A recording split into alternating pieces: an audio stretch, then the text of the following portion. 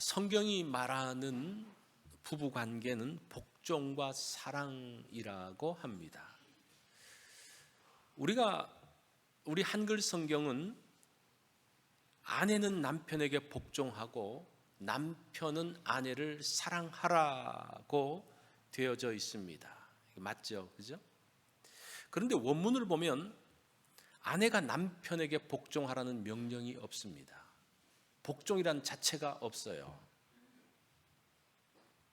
자, 22절 원문을 제가 그대로 번역을 하면 아내들이여 자기 남편에게 죽게 하듯이 이렇게 되어 있어요. 그래서 복종하기를 이라는 단어 자체가 없습니다. 한글 성경과 영어 성경 모두가 이 복종이라는 단어를 쓰지만 원문에는 없습니다. 25절에 보면 남편에게 하는 말 중에서 남편이 아내를 사랑하라라는 명령은 있어요. 야, 이거 큰일 났네요.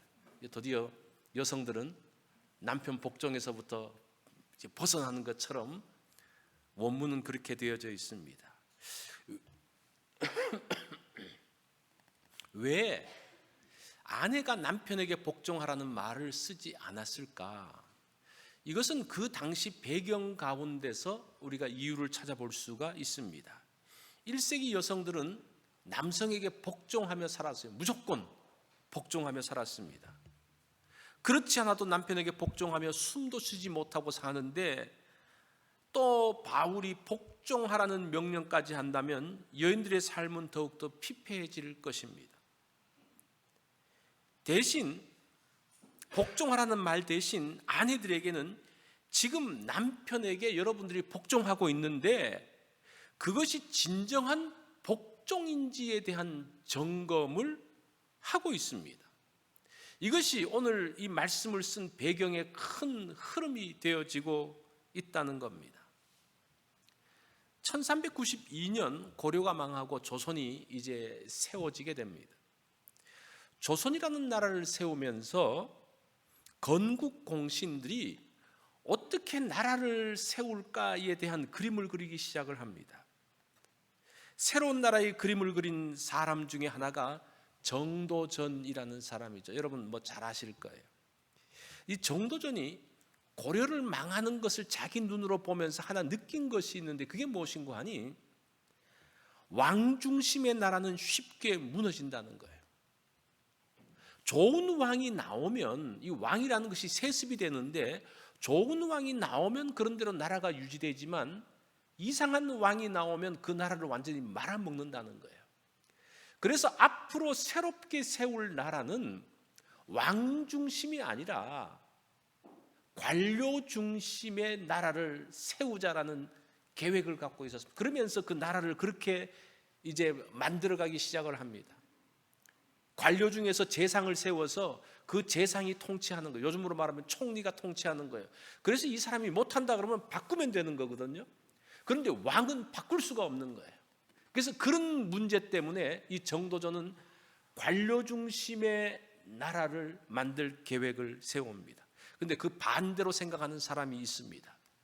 그 사람이 누군가 하니 이방원입니다. 지금 아버지 이성계와 자기 아들들이 목숨을 걸고 나라를 세웠는데 아무런 희생도 치르지 않은 관료들이 중심에 서겠다라는 것이 용납이 되지 않는 거예요. 아니 나라가 지금 우리가 세워서 우리 아버지가 왕이 되어지고 그리고 모든 나라가 왕 중심으로 되어져야지 왜 신하들이 중심이 되어진 나라를 세워? 그러니까 한 나라를 세우는데 두 개의 다른 그림이 있는 거예요. 그러면서 이 두 가지가 부딪혔는데 그게 제1왕자의 난입니다. 여러분들 역사를 공부하면서 배웠죠? 그러면서 이제 이방원이 그 왕세자로 세웠던 막내 아들 방석을 죽이고 거기에 동조했던 신하들 특별히 정도전까지 다 죽여버립니다. 이방원이 왕자의 난을 성공적으로 이끄는데 결정적인 역할을 한 사람이 이방원의 아내인 원경왕후입니다. 그 원경왕후 민씨 집안이 무기를 대고 전적으로 도와가지고 그 왕자의 난을 성공으로 이끌고 이방원이 권력을 갖게 됩니다. 그리고 이방원이 왕권을 강화하기 위해서 권력을 갖고 난 다음에 왕권을 강화하기 위해서 그 민씨 집안들 원경 왕후의 아우들을 다 죽여버려요.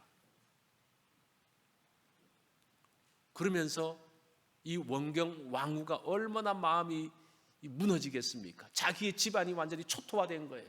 그래서 이방원에게 이런 이야기를 합니다. 함께 하기 위해서 민씨 집안이 함께 싸운 것 아닙니까? 함께 나누기 위해서 우리 형제가 모든 것을 쏟아 부은 것이 아닙니까? 울면서 이야기를 해요. 원경 왕후는 자신의 집안이 이 거사에 함께 했기 때문에 그 권력을 나누는 것이 당연하지 않습니까? 그 민씨 집안의 아우들이 조금 그렇게 권력을 행사했다고 그 죽일 것까지 됩니까? 그런데 이방원은 그것을 인정하지 않습니다. 그러면서 중요한 이야기를 하는데 아내에게는 지분이 없다는 거예요. 여성은 아무것도 가질 수 없다는 것이 이방원의 생각이었습니다. 이게 옛날 여인들의 삶이에요. 네, 너무나 슬퍼가지고 이거 마이크까지 흥분을 했습니다. 우리가 이 여성들의 삶에 대해서 그냥 옛날 여인들은 어땠을까? 1300년대에 있었던 이야기입니다. 그로부터 1300년 전 예수님 시대, 바울 시대의 그 로마 시대의 여성들은 정말 아무런 지분도 갖지 않는 사람들이었습니다. 그 사람들은 복종할 수밖에 없고 그냥 그 가운데서 살 수밖에 없는 그들에게 굳이 남편에게 복종하라는 말을 할 필요가 없다는 겁니다. 그래서 복종이라는 단어를 쓰지 않습니다. 성경에 복종이라는 말은 없지만 뭐라고 말하는 거 아니 죽게 하듯 남편에게 하라고 이야기를 하죠. 죽게 하듯 남편에게. 이것은 사실은 더 심각한 이야기입니다. 아내들에게 지금 뭐라고 말하는 거 아니 당신들이 지금 남편에게 복종하며 살고 있는데 그 복종이 진정한 복종인지 주님 앞에서 점검하라는 그런 이야기예요. 어떻게 보면 더 무서운 이야기죠. 자, 그러면 이 복종이라는 것이 무엇인지 좀 알아야 됩니다. 복종하라 그러는데 이 복종이 도대체 무엇일까? 이 복종이라는 단어가 권위 밑으로 들어간다라는 말입니다. 삶의 태도를 이야기하죠. 그리고 에베소 6장 1절과 5절에 보면 자녀들과 종들에게는 순종하라는 말을 합니다. 이 순종하라는 말은 무슨 말인가 하니 말을 듣게 하는 거예요. 말을 들으라는 거예요. 그래서 우리가 생각하는 그 복종과 순종의 개념이 원문에서는 사실은 반대예요. 자녀들과 종들에게는 너 말 들어 그대로 따라 그런 뜻이고 아내에게 복종한다라는 말은 오히려 순종한다는 그런 의미인 그 권위 밑으로 들어간다라는 그런 이야기. 남편을 대하는 마음의 자세를 이야기합니다. 사실 당시 아내들은 남편의 말을 잘 들을 수밖에 없습니다. 왜냐하면 안 그러면 쫓겨나거든요. 무서워서 분위기에 눌려서 사는 여인들에게 수동적으로 복종하지 말고 주님과의 관계처럼 능동적으로 남편에게 대하라는 그러한 말입니다. 그러면서 왜 남편에게 복종해야 될 것인지에 대한 말씀을 그 이유를 23절에서부터 말합니다. 이는 남편이 아내의 머리됨이 그리스도께서 교회의 머리됨과 같음이니 그가 바로 몸의 구주시니라. 왜 복종해야 되느냐? 남편이 아내의 머리이기 때문이라는 겁니다. 머리가 뭔가? 사실은 머리가 무엇인지의 뜻은 23절 문맥 가운데서 살펴봐야 돼요. 그리스도가 교회의 머리라고 말하는데 그 머리의 뜻이 무엇인가 하니 그가 몸의 구주가 되기 때문에 몸의 구원자가 되기 때문이라는 겁니다. 그래서 남편이 아내의 머리가 된다는 그 말은 무슨 말인가 하니 남편이 아내의 구원자가 되기 때문에 남편이 아내의 보호자가 되기 때문에 그 권위 아래 들어가라고 말씀을 하고 있습니다. 남편은 구원자로서 아내를 보호하는 사람들입니다. 가정을 세우고 시작하는 주체가 남편이에요. 그래서 남편의 권위와 남편의 보호 아래 들어가라고 말합니다. 아내는 절대 다른 남자의 보호 아래 들어가서는 안 돼요. 지금 그 말씀을 하고 있습니다. 그렇게 가정이 시작되어집니다. 남자가 여자에게 청혼하면서 이제 가정이 시작되어지죠. 주체가 남자고 그가 구원자라는 겁니다. 그렇게 사랑하는 여인을 자신에게 묶어둡니다. 또 이것은 반대로 자신도 여인에게 묶인다는 거예요. 서로가 서로에게 묶이는 것이 결혼입니다. 이것을 남자가 주도하는데 왜 그렇습니까? 남자가 머리고 구원자이기 때문이라는 겁니다. 자, 여기서 남자가 머리라는 말은 가정을 보호하는 주체라는 말이죠. 그래서 성경은 이런 가정을 거룩한 가정이라고 말하고 있습니다. 자, 그래서 이것들을 한번 정리를 해보면 아내가 남편에게 복종하는 것은 굴복의 의미가 아니라 가정을 지키는 남편을 인정하라는 말입니다. 그래서 여러분 이 단어를 잘 기억을 하십시오. 아내가 남편에게 복종하라고 했을 때의 중요한 단어는 무엇인가? 인정입니다. 남편에 대한 인정, 남편을 인정하는 것. 그것을 여러분들이 꼭 기억하시기 바랍니다. 두 번째로 하시는 말씀은 남편은 아내를 사랑하라고 이야기합니다. 25절을 보면 남편들아 아내 사랑하기를 그리스도께서 교회를 사랑하시고 그 교회를 위하여 자신을 주심같이 하라. 이 원문은 좀 더 간결하게 되어 있어요. 이 우리 한글 성경은 이게 복잡한데 원문은요, 남편들아 자신의 아내를 사랑하라 이렇게 딱 되어 있어요. 우리 25절을 말씀을 보면서 그런 뉘앙스가 안 나오죠. 그런 뜻입니다. 자기 아내를 사랑해라, 명령입니다. 원래는 남편들을 아내를 사랑하라, 이것이 당연한 것이지만 그 시대는 파격적인 말입니다. 아내는 사랑의 대상이 아니었어요. 재산 목록이었습니다. 아내는 자녀를 낳기 위해 필요한 존재였습니다. 자녀를 양육하고 집안을 관리하기 위해서 필요한 존재였습니다. 그래서 이 고대 사회를 보면 오늘날도 좀 후진국을 보면요, 아내를 데려올 때 지창금을 지불합니다. 왜 지창금을 냅니까?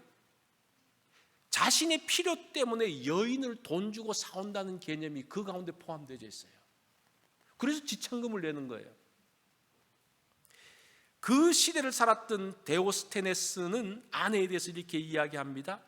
이것이 아내라는 여인과 같이 사는 것을 의미한다. 아내를 통해 아이를 낳고 아들들은 종족의 구성원이 되게 하는 것이다.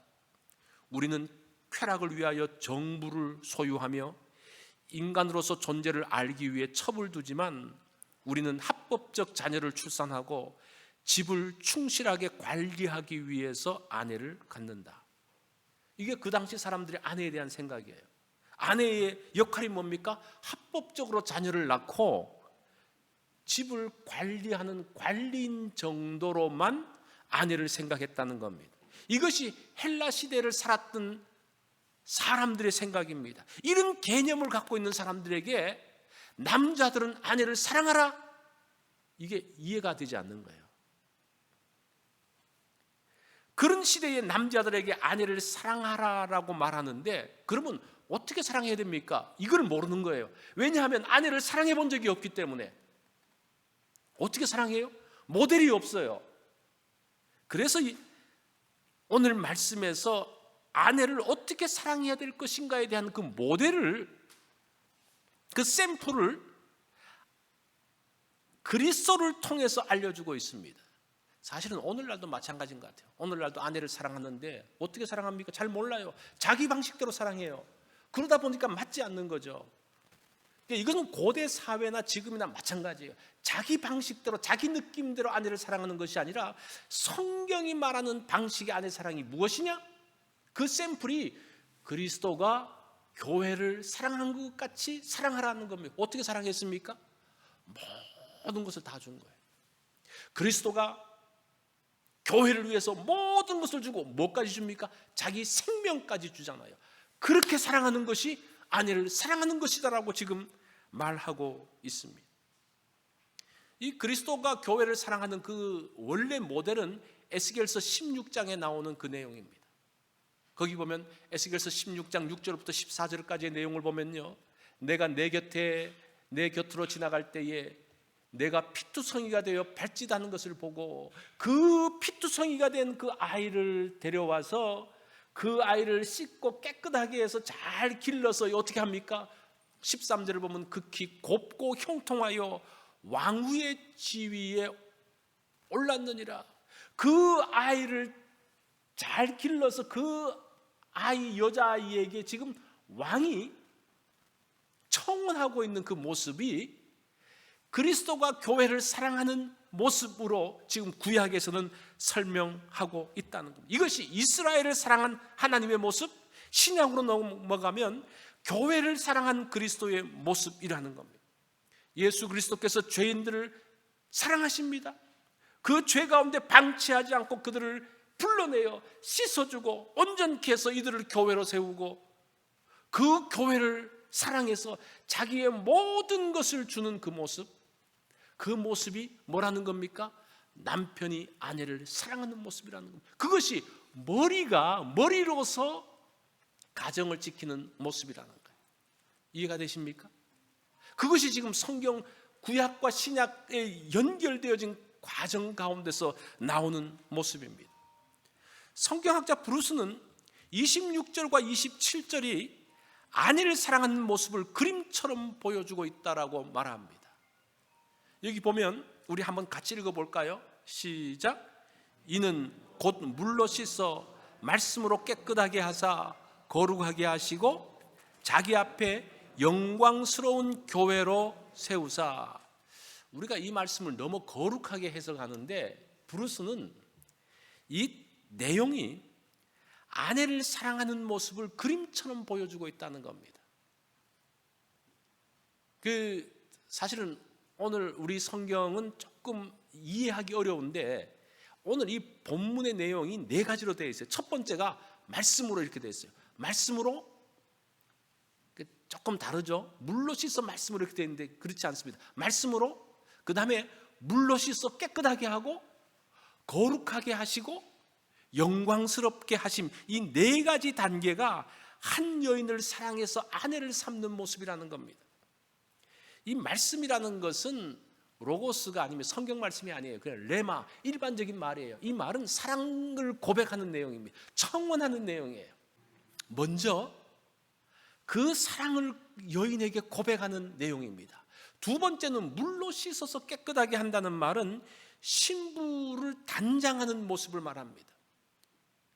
그 당시 유대인들은 신부는 물로 씻어서 깨끗하게 단장하는 그러한 것들이 있었습니다. 청혼을 받은 신부가 이제 단장을 합니다. 거룩하게 하시고라는 말은 구별되는 것을 이야기합니다. 한 여인을 자신의 아내로 구별시키고 있습니다. 이 말은 반대로 말하면 자신이 이제 한 여인의 남편으로 구별되어지고 있는 것을 말합니다. 흔히 이렇게 말하죠. 한 사람을 선택하기 위해서 세상의 모든 여인을 포기하는 거예요. 남자도 그렇고 여자도 그렇습니다. 자, 그리고 자기 앞에 영광스러운 교회로 세우사. 자기 앞에라고 말하죠. 이 결혼식을 할 때, 오늘날은 결혼식을 할 때 이렇게 옆으로 해서 들어가지만 옛날 결혼식, 고대 근동이라든지 우리 한국의 전통 혼례를 보면 어떻게 합니까? 마주 보죠, 그죠? 이게 지금 결혼식 장면을 이야기하는 거예요. 마주 보면서 있는 모습입니다. 그렇게 구별되어져서 내 앞에 있는 신부의 모습이 정말 흠이 없이 아름답고 영광스러운 모습을 보고 있는 그 장면이 지금 그 26절과 27절에 나오고 있는 그러한 내용입니다. 자, 그러면서 이 신부가 어떻게 아름답게 되어져 있는지를 26절에서 좀 더 구체적으로 설명을 합니다. 티나 주름 잡힌 것이나 이런 것들이 없이 거룩하고 흠이 없게 하려 하심이라. 티가 없다는 말은 화장한 신부의 얼굴을 이야기하고 있습니다. 주름 잡힌 것이 없다는 것은 신부가 입고 있는 그 옷이 깨끗하게 다려져 있는 것을 말합니다. 그렇게 구별되어져서 내 앞에 서 있는 신부의 모습이 흠이 없고 아름답고 영광스러운 것을 지금 말하고 있다는 겁니다. 그래서 이 브루스라는 학자는, 이분은 굉장히 유명한 학자인데 영국 사람입니다. 이 사람은 바울이 지금 신랑과 신부의 혼례를 통해서 부부됨의 아름다움과 그 영광을 설명하고 있다고 해석을 합니다. 그래서 에베소서의 말씀을 그리스도와 교회의 관계로만 말하고 있는데 그 원래 의미는 그것이고, 그것이 그리스도와의 교회의 관계와 오버랩된다는 것으로 말하고 있습니다. 아내를 아름답고 영광스럽게 만드는 것은 아내의 일이 아닙니다. 아내가, 여성이 아름답게 화장하고 뭘 한다고 아름다워지는 게 아니에요. 영광스러워지는 게 아닙니다. 언제 가능합니까? 가정의 머리요 구원자인 남편이 아내를 아름답게 만드는 거예요. 그 아내를 영광스럽게 만든다고 이야기를 합니다. 사랑을 통해서 아름답게 세워집니다. 가장 아름다운 여인은 사랑받는 여인이죠. 이런 것이 그리스도의 사랑 안에 담겨져 있습니다. 지금 남편에게 아내를 사랑하라고 하면서 이렇게 사랑하라고 말하고 있습니다. 자, 그러면서 28절로 가면 다시 한번 사랑을 확인해 주는데, 이 당시 남편들이 아내를 사랑하는 것이 익숙하지 않기 때문에 다시 한번 말합니다. 어떻게 사랑해야 다시 사랑하는가? 28절, 이와 같이 남편들도 자기 아내 사랑하기를 자기 자신과 같이 할지니 자기 아내를 사랑하는 자는 자기를 사랑하는 것이라고 말합니다. 오늘 본문의 초점은 사실은 남편에게 있어요. 오늘 본문을 쭉 보면 아내에 대한 구절은 3절밖에 없습니다. 남편에게 대한 말은 8절이에요. 거의 3배 가까이 있는데 그것에 대해서 남편에 대해서 초점으로 이야기를 하고, 그러면서 아내에 대해서 조금 끼워 넣는 형식으로 오늘 본문이 만들어져 있습니다. 왜냐하면 가정을 세우는 책임이 남편에게 있기 때문입니다. 여기서 아내 사랑하기를 자기 자신과 같이 할지니, 이것은 그 당시 남자들이 받아들이지 않는 그 내용이라고 그랬죠. 그래서 다시 이야기하는 거예요. 할지니라는 말은 의무사항이라는 말입니다. 이거 의무사항이야. 아내 사랑은 선택이 아니라 의무라고 말합니다. 당시 남자들은 아내를 사랑하는 것은 손해라고 생각했습니다. 아내한테 그만큼 힘을 쏟을 필요를 느끼지 않았습니다. 왜냐하면 그냥 아내를 데리고 있는 것만으로 그 아내가 충분하다고 생각을 했습니다. 자기 밑에 있음으로 인해서 밥 먹고 뭐 이렇게 사는 것 자체가 그냥 도움이 된다라고 생각하는 그 남자들에게 아내를 사랑하라는 말은 폭탄을 터뜨리는 말이에요. 이거는 뭐 상상할 수 없는 그런 말입니다. 자, 오늘날 그 결혼에 대해서 이야기를 하면서 이렇게 말합니다. 결혼은 서로의 부족을 채우기 위해서 한다. 이제 그런 말을 들어봤죠. 나의 부족을 채우기 위해서 나의 반쪽을 만난다. 그런데 부족을 채우기 위해서 결혼을 했는데 아내나 혹은 남편이 부족을 채워주지 못해요. 여러분, 솔직히 내가 결혼을 했는데 내 배우자가 나의 부족을 채워줍니까? 채워줘요? 오히려 짐만 되고 있어요. 이게 과연 맞는 말인가? 사람들이 속아서 결혼을 해요. 내가 결혼을 하면 저 사람을 통해서 나의 부족한 부분이 채워지겠지? 아니요, 그렇지 않습니다. 이 말은 전제 자체가 잘못됐어요. 그러니까 사람들이 이런 전제를 가지고 결혼을 하니까 지금 배우자를 만나서 나의 부족을 자꾸 채우라고 요구하니까 채워지지 않는 거예요. 성경에 돕는 배필이라고 그랬는데 돕는 배필이 왔는데 도움이 안 되는 거예요. 이게 지금 오늘날 결혼의 비극입니다. 왜냐하면 전제부터가 잘못되어 있기 때문에 그래요. 결혼은 서로의 부족을 채우기 위해서가 아닙니다. 오늘 성경의 원리대로 말하면 뭡니까? 그리스도가 교회를 사랑하는 것처럼 결혼은 뭡니까? 모든 것을 아낌없이 주기 위해서 결혼하는 거예요. 아무런 보상이나 대가가 없습니다. 그냥 내가 내 사랑하는 사람에게 모든 것을 쏟아붓기 위해서, 모든 것을 주기 위해서 결혼하는 거예요. 그러면 문제가 없어요. 그죠? 그 사람에 대해서 내가 어떤 보상을 기대하는 것이 아니고 내가 주기 위해서, 내가 쏟아붓기 위해서 결혼을 했는데 그러면 되지. 뭐 어떤 보상이 더 필요가 있습니까? 결혼에는 전적인 헌신만 있을 뿐입니다. 주님께서 그렇게 하셨어요. 그래서 이 부부의 모델을, 결혼의 모델을 뭐로 말하고 있습니까? 교회와 그리스도의 사랑으로 지금 모델을 세우고 있는 거예요. 여러분, 혹시나 결혼의 전제를 다르게 생각했다면 오늘 바꾸셔야 돼요. 이게 바꿔지지 않으면요, 계속 문제가 생깁니다. 계속 상대에게 요구하게 되어져 있어요. 나의 부족을 채우라고 말하게 되어져 있습니다. 채워지지 않을 때 저건 뭐야? 내가 속아서 결혼했다라고 말을 하게 된다는 거예요. 그건 절대 성경적인 전제가 아니라는 사실을 기억을 하십시오. 시애틀에 있는 그 워싱턴 대학 내에 가트맨 연구소가 있습니다.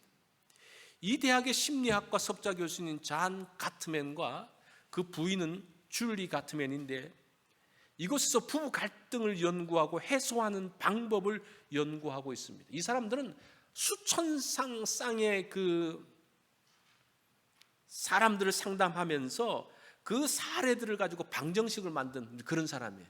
도대체 왜 부부가 문제가 있냐? 그러면서 이 사람들이 서로 부부 상담할 때에 이 뇌파 검사라든지 그걸 다 해가지고 뇌파가 어떻게 움직여지고 자녀들이 어떻게 반응하고 굉장히 과학적으로 연구한 그런 사람입니다. 이 사람은 부부를 위한 사랑의 기술, 뭐 또 그러면서 여러 가지 책을 쓴 베스트셀러 작가인데, 이 사람이 하는 말이 많은 부부들이 헤어지는 이유 중에 가장 많은 것이 성격 차이라고 말하죠. 그런데 여기에 대해서 가트맨은 행복한 결혼은 부부의 성격과는 관계없다라고 이야기합니다. 그렇게 이야기해요. 성격 차이로 이혼을 하는데 부부의 갈등의 문제는 성격 차이가 아니라는 거예요. 왜냐하면 부부가 다 다른 성격을 가진 사람이 만나요. 어때요? 다 성격이 다르잖아요. 다 다르잖아요. 그러면서 부부에서 중요한 것은 부부가 갈등을 푸는 방식이 중요하다는 거예요. 갈등이 생겼을 때, 문제가 생겼을 때 이 문제를 어떻게 푸느냐가 부부 관계의 중요한 키라고 이야기합니다. 행복한 부부들은 열정과 로맨스보다는 친밀감을 보입니다. 여러분, 다른 부부들 보면서 열정적으로 사랑하는 거 그 절대 부러워하지 마십시오. 그냥 정을 가지고 친밀감을 가지면 그게 최고라는 거예요.